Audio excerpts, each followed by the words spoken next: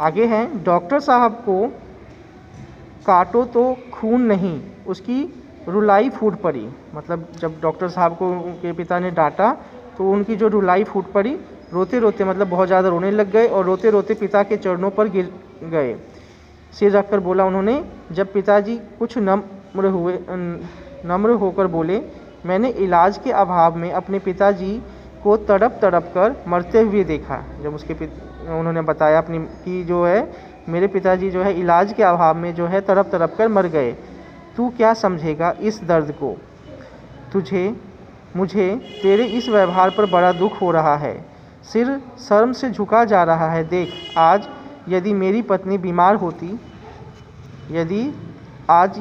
पत्नी बीमार होती तो तेरे पास पैसे ना होते तो तू किसी डॉक्टर के पास जाता, हाथ जोड़कर इलाज के लिए प्रार्थना करता और जवाब में डॉक्टर वही बातें कहता जो आज तूने इस गरीब किसान से कही है।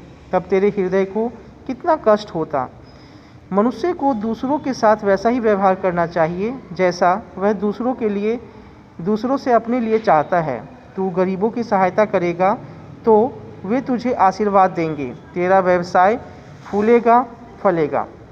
उन्होंने बोला कि जिस तरीके से अगर मान लो किसी डॉक्टर के पास जाओ और तुम्हारे पास पैसे ना हो और वो भी जो है इसी तरीके से तुम्हारे साथ व्यवहार करेगा तो तुम्हें कितना बुरा लगेगा। तो इसलिए कभी भी जो है तुम किसी के साथ ऐसा व्यवहार ना करो जो तुम्हें ये लगे कि तुम अपने प्रति जो है वैसा व्यवहार सहन नहीं कर सकते हो। तो ये चीज़ उसके पिताजी ने उसको समझाई। पिताजी की बात सुनकर उनकी आंखें खुल गई, डॉक्टर साहब की आंखें खुल गई। उन्होंने झुककर अपने पिता के चरण स्पर्श किए और उन्होंने सिर झुकाकर पिताजी की बात मान ली।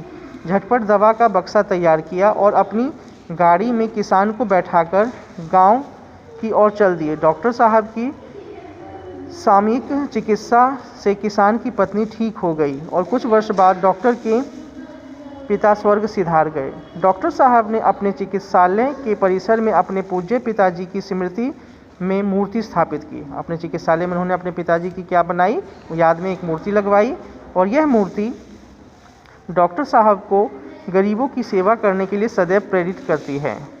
इसके बाद से डॉक्टर साहब ने कभी किसी गरीब रोगी को निराश नहीं किया। तो इस तरीके से हमने चैप्टर में पढ़ा कि किस तरीके से जो है पहले जो डॉक्टर साहब थे उसमें उनका व्यवहार अलग था, लेकिन जब उसके पिता ने उनको सीख दी तो किस तरीके से वो उनके अंदर जो है गरीबों के प्रति दया भावना जो है जाग गई। ठीक है, और वो हमेशा गरीबों के सेवा में ही जो है उन्होंने अपनी ज़िंदगी निकाल दी। तो इस चैप्टर में एक तो ये चीज़ सिखाई गई है कि हमें गरीबों के साथ जो है बुरा व्यवहार नहीं करना चाहिए और दूसरा कभी लालच नहीं करना चाहिए। ठीक है ना, तो ये चीज़ें आपको ध्यान रखना है।